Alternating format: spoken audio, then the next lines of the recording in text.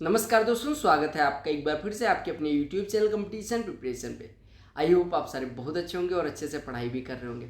इस वीडियो में हम एसएससी सीजीएल 2021 के 21 अप्रैल यानी कि लास्ट डे के फर्स्ट शिफ्ट का मैथ्स का सोल्यूशन करने वाले हैं। सभी शिफ्ट का सोल्यूशन आपको SSC CGL 2021 short papers playlist में मिल जाएगा, तो आप लोग वो प्लेलिस्ट चेक करते रहें।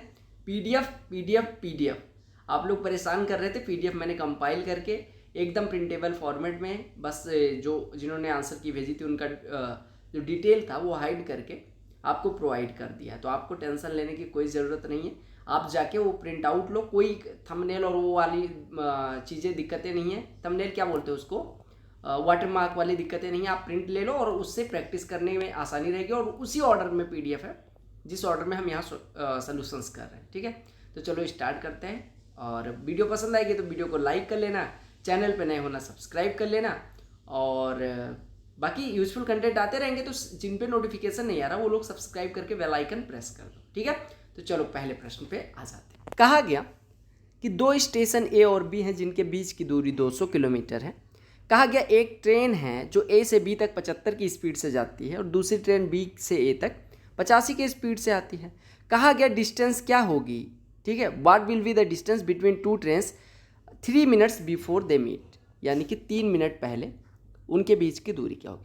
देखो, अगर ट्रेन्स एक दूसरे की तरफ आएंगे, लेट्स एज्यूम कि A station is here and B station is here, यानी ए स्टेशन यहाँ पे, बी स्टेशन यहाँ पे है। ओके, अब एक बात बताओ, कहा गया कि 3 मिनट पहले जब वो मिलती हैं उससे पहले मान लो ट्रेन 1 यहाँ पे है, ट्रेन 2 यहाँ पे। आपको पता है ये एक ए से बी जा रही है, एक बी से आ रही है। 3 मिनट पहले उनके बीच की दूरी क्या होगी। आप कहोगे 3 मिनट बाद वो दोनों मिल जाएंगी, यानी 3 मिनट में दोनों रिलेटिव स्पीड से, आपको पता है एक दूसरे की तरफ आती है, तो अगर एक की स्पीड S1 हो दूसरे की स्पीड S2 तो उनकी relative speed S1 plus S2 हो जाती है। यानी ये जो दूरी होगी 3 मिनट पहले, वो इनके S1 प्लस S2 से 3 मिनट में, 3 मिनट बोले तो 1/20 घंटे में ट्रेवल की गई डिस्टेंस के बराबर होगी। बोलो क्लियर है। आपने कहा एक की स्पीड 85 है, एक की स्पीड 75, दोनों की स्पीड का योग यानी रिलेटिव स्पीड 85 प्लस 75 160 हो जाएगी। यानी उनकी स्पीड है 160 किलोमीटर प्रति घंटे। टाइम दिया गया है 1/20 मिनट। तो डिस्टेंस कितनी हो जाएगी, 1/20 घंटे। तो डिस्टेंस बराबर होता है स्पीड इंटू टाइम, यानी कि 160 गुणे 1/20 यानी कि 8 किलोमीटर आपकी डिस्टेंस हो जाएगी। से कहा गया 5x माइनस 1/4x, देखिए 25x स्क्वायर माइनस 1/16x, यानी आपसे a माइनस बी दिया गया, a square minus B square पूछ लिया गया, तो a प्लस बी निकालना जरूरी। a प्लस बी बोले तो 5x प्लस 1/4x निकालना जरूरी। आपको पता है a प्लस बी बराबर होता है अंडर रूट में a माइनस बी का होल स्क्वायर, यानी कि 36 plus 4 times of a into B, यानी 4 times of 5x into 1/4x। तो 4 कट गया, यानी 5x प्लस 1/4x कितना हो गया, अंडर रूट का 41। आपको पता है a माइनस बी, आपको पता है a प्लस बी, तो a square minus B square क्या हो जाता है, a minus B into A plus B, यानी कि 6√41। उत्तरम आ गया। ठीक है, क्लियर। कहा गया कि लार्जेस्ट और स्मॉलेस्ट वैल्यू का योग क्या होगा अगर जो संख्या 3, 2, 8, 1 के 6 यानी 3, 2, 8, 1 के 6 परफेक्टली 6 से डिविजिबल। 6 से डिविजिबिलिटी के लिए देखो यूनिट डिजिट कितना होना चाहिए भाई साहब, यूनिट डिजिट तो सम होना चाहिए, यानी इवन होना चाहिए, वो है। तो 2 से कट गया, अब 3 से काटना है, 3 से सम ऑफ डिजिट्स कटना चाहिए। सम ऑफ डिजिट्स देखो तो 3 कट गया, 8 1 9 कट गया, 6 कट गया, यानी 2 प्लस के हमारा कटना चाहिए 3 से। अब के की सबसे छोटी वैल्यू क्या हो सकती है, 1।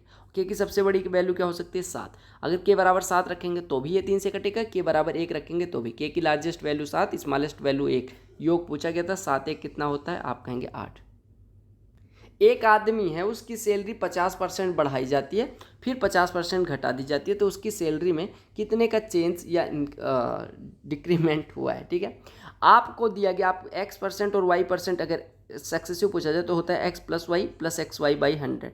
आपने कहा यहाँ पे x तो 50 प्लस का है और y 50 माइनस का है, तो 50 प्लस माइनस 50 और प्लस 50 गुणे माइनस 50/100, यानी माइनस 2500/100, यानी कि माइनस 25। तो 50 50 कट गया, यानी माइनस 25 उसकी सैलरी में, यानी 25% का क्या हो गया, कमी हो गई। बोलो क्लियर है। या आप 100 मान के 100 से 50 घटी, यानी कि 50 हो गई, फिर 50 बढ़ेगी, यानी 50 का 50%, 25 बढ़ जाएगी, यानी 75 हो जाएगी, तो 100 से 75 यानी 25% डिक्री। a बराबर 30, यहाँ पे वैल्यू रख दो। 8 साइन 30 यानी 8 इंटू 1/2 4 हो गया, प्लस 11 कॉसेक 30, 11 गुणे 2 22 हो गया, माइनस कॉट स्क्वायर 30, कॉट 30 की वैल्यू 3√3 उसका स्क्वायर 3, बटे 10 इंटू कॉस 2 यानी 10 cos 60 यानी 10 इंटू 1/2 यानी 5। तो 4 22 26 में से 3 घटेगा 23/5। 23/5 कितना हो जाएगा?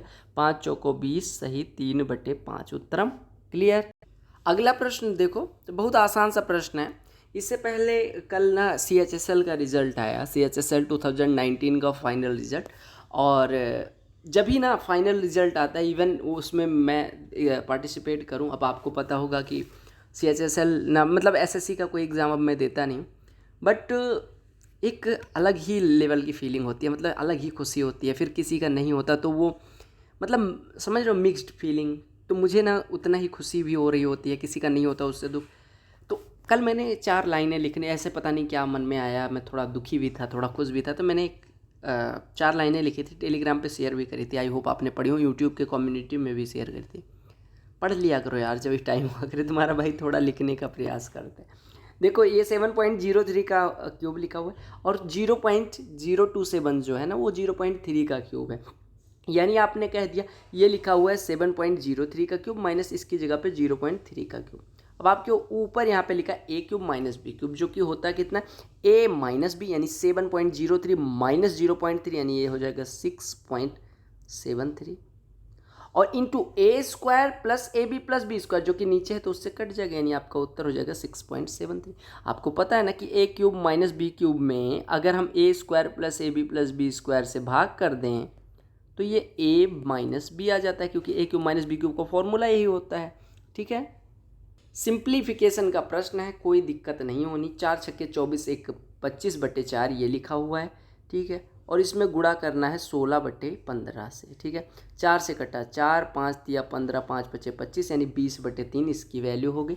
20/3 ये हो गई 20/3। ठीक है, इधर लिखा हुआ है 9/5। देखो इधर देखो, 9/5 में डिवाइड किससे करना है? 4 3 12 3 15/4 से, यानी 4/15 से कर दो गुणा। ठीक है ठीक है, तो आपका कितना हो जाएगा? 36। ये 3 से काट दो, 3 3 9 3 5 15 यानी 12/25। और 12/25 में फिर ये देखो 3 से 1/3 से गुणा है, यानी कि 10/3 से गुणा कर दो। 3 से काटोगे 4, 5 दूनी 10, 5 5 25 यानी 8/5 इतने की वैल्यू। ये हो गया 8/5। 8/5 में इससे गुणा यानी 20/3 से गुणा, तो 8/5 गुणे 20/3 लगा लो, तो ये हो गया 5 चौको 20 यानी 32/3 हो गया। और 32/3 में कितना जोड़ना है? देखो 13/3, 32 और 13 कितना हो जाएगा? 45/3, यानी कि ऊपर अंश की वैल्यू हो गई 15। अच्छा प्रश्न, कैलकुलेटिव है, ऊपर वैल्यू हो गई 15। नीचे अगर देखो 2/3 में 5/6 से डिवाइड करना है, यानी कि गुणा कर दो 6/5 से, तो 3 दूनी 6 यानी 4/5 लिखा हुआ है। ठीक है, और ये 2 दूनी 4 दूनी 8/15 लिखा हुआ है। ठीक है, 15 ऊपर चला जाएगा, यानी 225/15। 225/15 कितना हो जाएगा? 8 दूनी 16, ये 6 65, 8 8 64 सही 1/8। ठीक है,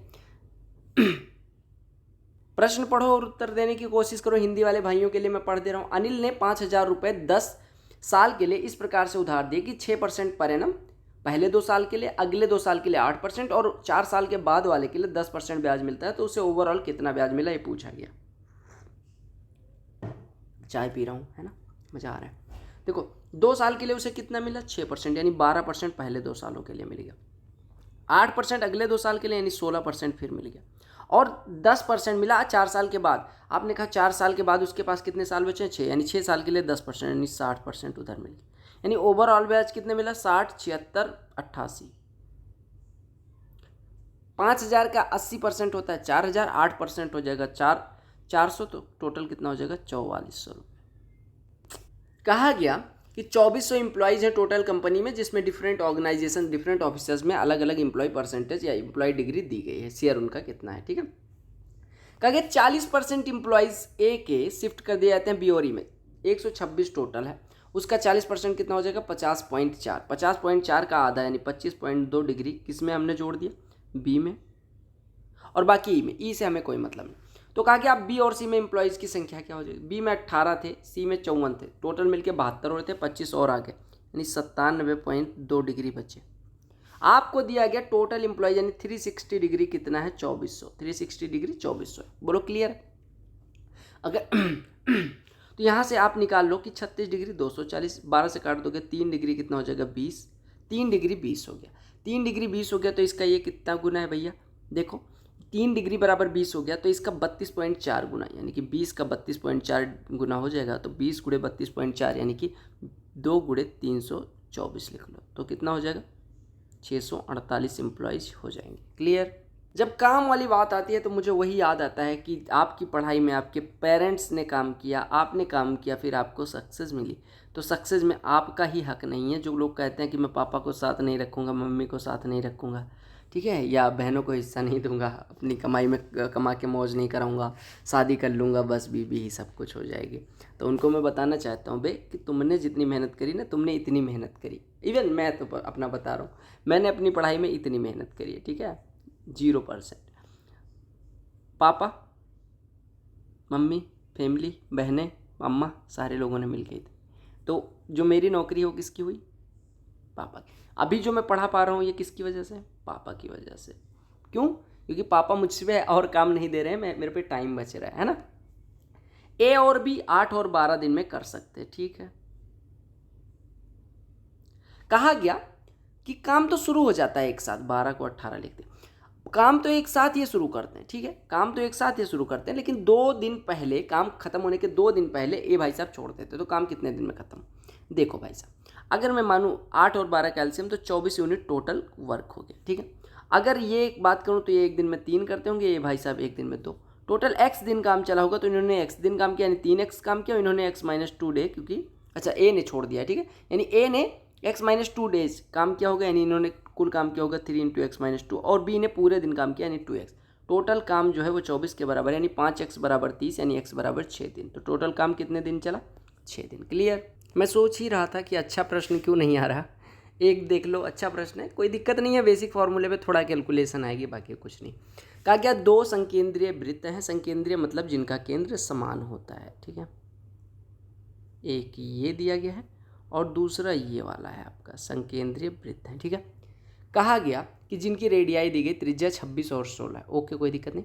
कहा गया बड़े वृत्त की एक जीवा है ए बी, जो छोटे वृत्त की स्पर्श रेखा है सी पे, ये ए बी है, ये सी पे स्पर्श करती है।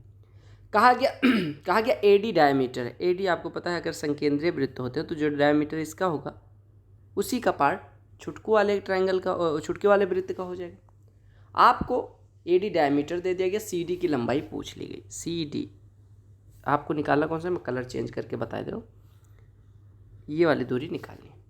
आप बस थोड़ा सा काम करना कि बी डी को मिला देना। बी डी मिलाया क्यों, क्योंकि आपको पता है एडी डायमीटर है, तो ये कोण 90 डिग्री का हो जाएगा, बस इसलिए। अगर मैं इसको थोड़ी देर के लिए मिला दूँ तो आपको पता है ओ ए बड़े वाले वृत्त की त्रिज्या जो कि 26 है, छोटे वाले वृत्त की त्रिज्या ये 16 है, ठीक है। तो अगर मैं ए सी निकालने जाऊँ तो कितना हो जाएगा, अंडर रूट में 26 का स्क्वायर माइनस 16 का स्क्वायर, यानी 26 और 16 42, और 26 गुणे 16, तो 26 प्लस 16, 26 माइनस 16, यानी कि 420, ये रूट 420 हो जाएगा। अगर इतना रूट 420 है तो इतना वाला भी रूट 420 हो जाएगा, हो जाएगा नहीं हो जाएगा। एक बात बताओ, अगर मैं ट्रायंगल ए डी बी को देखूं, ए डी बी को देखूं, यहाँ से बी डी निकालने चला जाऊं, तो बी डी बराबर कितना हो जाएगा, अंडर रूट में ए डी का स्क्वायर, आपको पता है ए डी अगर इसकी त्रिज्या 26 है तो व्यास 52 हो जाएगा, यानी 52 का स्क्वायर, और माइनस ये रूट 420 है, ये रूट 420 है, तो दोनों मिलकर 2 रूट 420 और 2 रूट 420 का स्क्वायर हो जाएगा 4 गुणे 420, ये तो हो जाएगा, ये बी डी का स्क्वायर है। यानी यहाँ से आप देखो, इसको लिख सकते हैं 4 गुणे 676 लिख सकते हैं, 4 गुणे देखो 4 गुणे 26, 2 का स्क्वायर इंटू 26 का स्क्वायर लिख सकते हैं, यानी कि 4 गुणे 676 और 4 गुणे 420, यानी कि सॉल्व करोगे तो 4 गुणे कितना हो जाएगा, 676 में से घटाओगे 256, 256 गुणे 4 कितना हो जाएगा, 256 का वर्गमूल 16, 4 का 2 यानी 32। अब बी डी 32 है, इतना रूट 420 है, तो यहाँ से सी डी कितना हो जाएगा, सी डी बराबर हो जाएगा अंडर रूट में बी सी का स्क्वायर यानी 420 प्लस 32 का स्क्वायर 1024, 1024 और 420 1444, जिसका वर्गमूल 38 होता है। क्लियर हो गया। कहा क्या गया 1800 स्टूडेंट का अलग अलग ग्रेड दिखाया गया। प्रश्न पूछ लिया गया number of students getting grade B is what percentage of number of student getting grade A. Grade A पाने वालों की संख्या का कितना परसेंट है बी पाने, ए पाते हैं 30%, 27% पाते हैं बी, तो 30 का कितना परसेंट है 27। क्लियर। ये जो हिस्टोग्राम है ये आपको 40 स्टूडेंट का टेस्ट में मार्क्स, टेस्ट में परफॉर्मेंस दिखाता है। कितने मार्क्स का टेस्ट है, 30 मार्क्स का। कहा गया एक स्टूडेंट को पास होने के लिए 10 मार्क्स की रिक्वायरमेंट होगी। कहा गया what is the percentage of students who passed the test, यानी कि पास जो हुए हैं, पास होने वालों की संख्या 10 से मतलब 10 मार्क्स से ऊपर जो पाते वही पास होते हैं। 10 से ऊपर पाने वालों की संख्या यानी यहाँ से लेके यहाँ तक 7, 8, 15, 10, 25, 5, 30 लोग पास होते हैं। कितने में से? 40 में से। 40 में से 30 पास हो रहे हैं, यानी कितने परसेंट पास हो रहे हैं? 75%। 3 दी गई धनात्मक संख्या, उनका दिया गया अनुपात, उनके वर्गों का योग। तो पहली दो संख्याओं का एवरेज पूछा गया। अगर दो संख्याएं 2a 3a 4a माने तो दो संख्याओं का औसत कितना हो जाएगा? पहली दोनों का 5a/2 यानी 2.5 पे आपको निकालना है। आपको स्क्वायर का योग दिया गया 4, 9, 13 और 16। 13 और 16 कितना होता है? 29, यानी 29a² बराबर आपको दिया गया 2349। बोलो क्लियर है? अब पहाड़ा 29 का आता है? नहीं आता। नहीं आता तो 8 बार ले जाओ। 8 बार ले जाओगे तो 29 अट्ठे होता है 232 और ये 2 यानी 81। a² बराबर 81 यानी a बराबर 9। a बराबर 9 आपसे पूछा गया था 2.5 पे, यानी कि 9 × 2.5 यानी 22.5। ये प्रश्न दिया गया। अब मैंने क्या किया? मैंने क्या काम किया? मैंने कहा आंख मूंद के मैंने कहा 2 cos a + 1 2 cos a - 1 का गुणनफल 0 है, यानी या तो ये 0 बराबर हो गया या तो ये 0 या दोनों 0। अगर इसको 0 के बराबर करेंगे तो cos a निगेटिव आएगा, चूँकि a 0 और 90 के बीच में है तो cos की वैल्यू निगेटिव हो नहीं सकती, यानी इसी को 0 के बराबर करना पड़ेगा। 2 cos a = 1 यानी cos a = a/2 यानी a बराबर कितना हो जाएगा? 60। DI से लगता है मुझे डर, पता है क्यों? क्योंकि आप लोग पूछने लग जाते DI नहीं है, DI नहीं है। मुझे मतलब कैलकुलेशन में कोई दिक्कत नहीं। कहा गया कि 5 साल का किसी बिजनेस फर्म का गेन दिखाया गया, मतलब एक रिसीट कितना है, एक्सपेंडिचर कितना है। गेन बराबर होता है जितना रिसीव किया गया में से एक्सपेंडिचर निकाल के। कहा गया in which year did the company gain the minimum amount, सबसे कम कहाँ पे? आपको पता है receipt minus expenditure. Receipt minus expenditure यहाँ पे है 6, यहाँ पे है 2, यहाँ पे है 5, यहाँ पे है 4, यहाँ पे है 3। सबसे कम कहाँ पे है? 2019 में। त्रिभुज दिया गया, DEF मिड पॉइंट दिए गए, BC दिया गया, CA दिया गया, AB दिया गया, पेरीमीटर ऑफ DEF। आपको मैंने एक फॉर्मूला बताया कि अगर तीनों भुजाओं के मध्य बिंदु को मिला के एक त्रिभुज बनाया जाए, तीनों भुजाओं के किसी त्रिभुज के तीनों भुजाओं के मध्य बिंदुओं को मिला के एक त्रिभुज बनाया जाए तो उसका जो परिमाप होता है, उसका जो परिमाप होता है वो क्या होता है? ओरिजिनल ट्रायंगल के पेरीमीटर यानी परिमाप का आधा, यानी 25.6, 18.8 और 20.4। 25.6 और 20.4 जोड़ोगे तो आप सीधे कर सकते हो 46 हो जाएगा। 46, 18, 54 और 0.8 तो 64.8। 64.8 का आधा कितना हो जाएगा? 32.4। यानी इस कालू का अगर पूछा जाए पेरीमीटर क्या होगा तो लालू का यानी रेड कलर वाले का आधा होगा। बोलो क्लियर है? कब? जब ये मिड पॉइंट हो। मिड पॉइंट मतलब ये बराबर इसके, ये बराबर इसके और ये बराबर इसके। क्लियर? ए ने बिजनेस स्टार्ट किया, कोई दिक्कत नहीं। बी ने उसे ज्वाइन किया 1 महीने कुछ महीने बाद। 3 महीने बाद बी के ज्वाइन करने के 3 महीने बाद सी ने दोनों को ज्वाइन किया 55,000 इन्वेस्ट करके। कहा गया साल के अंत में ए को 50% प्रॉफिट मिलता है। ठीक है, तो आपसे कहा गया ए ने अकेले कितने महीने तक बिजनेस जारी रखा। अकेले मतलब कितने महीने तक बी नहीं है आया था। ठीक है, देखो भाई साहब, ए भाई साहब ने 65 इन्वेस्ट किया, बोलो क्लियर है। बी भाई साहब ने 50 इन्वेस्ट किया, बोलो क्लियर है। और सी ने भाई साहब ने 55 इन्वेस्ट किया, बोलो क्लियर है। अनुपात ले लो, यानी 13, 10 और 11 इन्वेस्ट किया। ठीक है, बोलो क्लियर है। आपने कहा कि ए ने अगर 12 महीने के लिए इन्वेस्ट किया है तो बी ने कुछ महीने बाद ज्वाइन किया। मान लो बी x महीने तक ही इन्वेस्ट रखता है, या मान लो बी x महीने बाद ज्वाइन करता है, यानी बी ने 12 - x महीने तक, या ऐसे मानो कि बी ने x महीने तक ही इन्वेस्ट रखा तो कितने दिन बाद ज्वाइन करता है? 12 - x। बी ने कितने महीने तक इन्वेस्ट रखा? x। और जो सी है वो कहा गया कितने महीने बाद? 3 महीने बाद। किसके? बी के, यानी कि सी ने 3 महीने और कम इन्वेस्ट रखा। और आपसे कहा गया ए का जो अनुपात है, ए का जो अनुपात है वो कहा गया, मतलब ए का लाभ में जो अनुपात है वो 50% है टोटल प्रॉफिट का। यानी ए का जो शेयर है, आपको पता है शेयर कितना होता है? इन्वेस्टमेंट इंटू टाइम, यानी 156 जो है वो टोटल का आधा है। यानी टोटल कितना हो जाएगा? 156 × 2 यानी 312। तो 312 टोटल कितना हो जाएगा? या आप ऐसे देखो, आपने कहा अगर 13 × 12 आधा है तो आप कहेंगे 10 × x धन 11 × x - 3 भी आधा होगा, यानी कि आधा बराबर 156। तो ये दोनों मिलके आधा हो रहा है, यानी कि 10x + 11x 21x - 33 बराबर कितना हो जाएगा? 156। बोलो क्लियर है? हमने कहा आधा ये है तो आधा है, यानी यहाँ से हमारा 21x बराबर हो जाएगा 189, यानी x बराबर 9। यानी बी भाई साहब ने 9 महीने तक इन्वेस्ट रखा, ए ने 12 महीने तक। तो कितने महीने बाद, मतलब कितने महीने तक ए अकेला था बेचारा, अकेलापन? 12 - x यानी 3 महीने। कोई पूछ रहा था परफेक्ट स्क्वायर वाले को ऑप्शन से कर सकते हैं, मैंने कहा दीदी बिल्कुल। कहा गया सबसे छोटी संख्या बताओ, ठीक है, जो स्मॉलेस्ट नंबर में find the smallest number which should be added to smallest number divisible by two make it, ठीक है। कहा गया जो संख्या 6, 9, 15 से डिविजिबल है उसमें क्या जोड़ें सबसे छोटी संख्या ताकि वो परफेक्ट स्क्वायर। 6, 9 का एलसीएम 18, 18 और 15 का एलसीएम देख लेना 90 होना चाहिए। मान लिया हमने 90 हो गया हमारा एलसीएम। अब सबसे छोटी संख्या जो इन तीनों से डिविजिबल है 90, 90 में क्या जोड़ें कि ये परफेक्ट स्क्वायर बन जाए। आप कहेंगे सबसे 90 के जस्ट बाद वाला पहला परफेक्ट स्क्वायर 100 है, तो इसमें 10 जोड़ना पड़ेगा तभी 100 तक पहुंच पाएंगे। एक दुकानदार है, वो 10 रुपये में 15 टॉफी खरीदता है और 16 रुपये में 40 के भाव से बेच देता है, प्रॉफिट परसेंट। उसने खरीदा 10/15 में, यानी कि 2/3 रुपये की एक टॉफी पड़ी। 16/40 का बेचा, यानी कि 2/5 का बेचा, ठीक है। अच्छा 16 फॉर 15 रुपये में 10 टॉफ़ी, यानी एक टॉफ़ी खरीदी 1.5 रुपये की, बेचा 16 टॉफ़ी 40 रुपये की, यानी एक टॉफ़ी पड़ी 2.25 की बेची होगी। बोलो क्लियर। 1.5 का खरीदा, यानी 1.5 का खरीदा, 75 पैसे के लाभ के साथ कितने का लाभ उठाया, 1 मिनट, 16 दूना 32 और ये 8, 16 5 ये 2.5 आएगा, ठीक है, ये 2.5 कर लेना।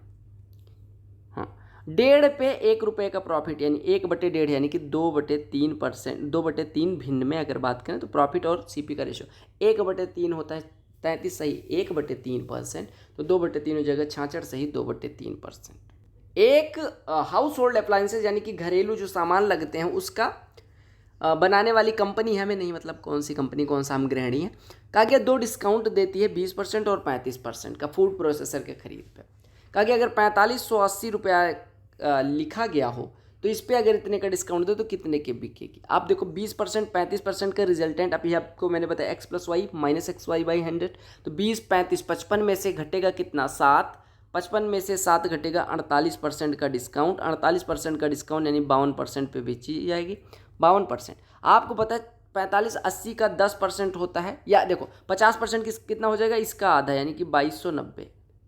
50% इतना, 1% कितना होगा 45, 2% कितना हो जाएगा 90, 91.6 यानी कि इतने में भी बिकेगी। 2290 + 91.6 यानी कि ये 0.6, 1 9 9 18 2 2381.6 यानी 2382 रुपये में। ज्योमेट्री का प्रश्न है, अब तो आपके अंदर डर बस गई होगी। कहा गया ओ एक वृत्त का केंद्र है जिसकी रेडियस 10 सेंटीमीटर है, PQ एक टेंजेंट खींची गई है, this one is P, this one is Q, O is center and radius of this circle is 10 centimetre, यानी this one is 10 centimetre, okay. और आपको PQ की लंबाई दी गई, और PQ की लंबाई निकालनी है, OP आपको दिया गया 26। आपको पता है कि अगर हम सेंटर से पॉइंट ऑफ कांटेक्ट को मिलाते हैं किसी टेंजेंट के, यानी अगर हम किसी वृत्त के केंद्र से स्पर्श रेखा को स्पर्श बिंदु पे मिलाते हैं तो ये परपेंडिकुलर, यानी परपेंडिकुलर। ये 26 है, ये 10 है, तो ये कितना हो जाएगा भाई साहब 26, देखो 13 5 तो ये 12 हो जाएगा, यानी दोनों दुगना कर देना है, यानी कि 24। समझ आ गया, ट्रिपलेट कचा आ गया मैं। कहा गया एक त्रिभुज है ABC, एंगल बाइसेक्टर BAC का BC को D पे मिलता है। देखो BAC का एंगल बाइसेक्टर है तो भाई साहब को ले लो ऊपर, ठीक है, कोई दिक्कत नहीं। BAC का बाइसेक्टर है, इसको D पे मिलता है, ठीक है, कोई बात नहीं। AB 10 दिया गया, AC 15 दिया गया, BD की लंबाई 6 दी गई, BC की लंबाई पूछ। आपको पता है 5 दूनी 10, 5 तियाँ 15। एंगल बाइसेक्टर थ्योरम कहती है कि जो AB और AC का अनुपात होगा वही BD और DC का होगा। तो 2 = 6, तो 3 = कितना हो जाएगा 9, 3 = 9, तो ये 6 है, ये 9, पूरा कितना हो गया 15। कहा गया कि एक ट्रायंगुलर फील्ड का जो साइड है वो इतना है। कहा गया एरिया जो है स्क्वायर फील्ड के एरिया के बराबर है, तो स्क्वायर फील्ड का साइड बताएं। देखो इसका एरिया आप देखो 300, इसको 120 से काटोगे तो ये मिलेगा 3, ये मिलेगा 4, ये मिलेगा 5, यानी कि इसकी भुजाओं का अनुपात 3:4:5 है, यानी all sides of the triangle are in the ratio of 3:4:5। It means this is कौन सा ट्राइंगल, राइट एंगल, यानी समकोण त्रिभुज। समकोण त्रिभुज का एरिया होता है ½ × बेस, किसी एक को बेस मान लो, किसी एक को हाइट, बड़ी वाली को छोड़ के, और अगर वर्ग की भुजा A हो तो उसका एरिया A² होता है। 2 से काटोगे तो ये आ जाएगा 240, 120 यहाँ से निकालो, 120 यहाँ से निकालो, यानी 120 का स्क्वायर बन जाएगा और गुणे 6 बनेगा। बोलो क्लियर है, यहाँ पे 3 बचेगा, यहाँ पे 2, ये बराबर A का स्क्वायर, यानी A बराबर कितना हो जाएगा 120 का स्क्वायर 120, 6 का वर्गमूल 6, यानी 120√6। क्लियर हो गया। टाइम स्पीड एंड डिस्टेंस के बाद आपका दूसरा प्रश्न आता है हाइट एंड डिस्टेंस से। कहा गया कि एक शिप है जो 100, शिप का मस्ट हेड पता नहीं क्या होता है, शिप का मस्ट हेड है 180 मीटर हाई है। मान लो ये शिप है आपकी, ये आपकी शिप है, पता नहीं कौन इसका ये मान लो मस्ट हेड है, इससे ये 180 मीटर ऊंचा है, ठीक है।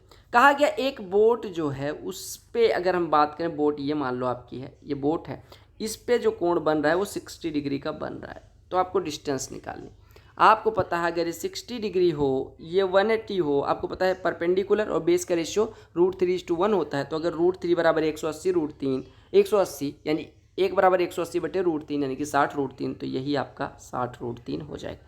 tan लिया गया है। क्लियर।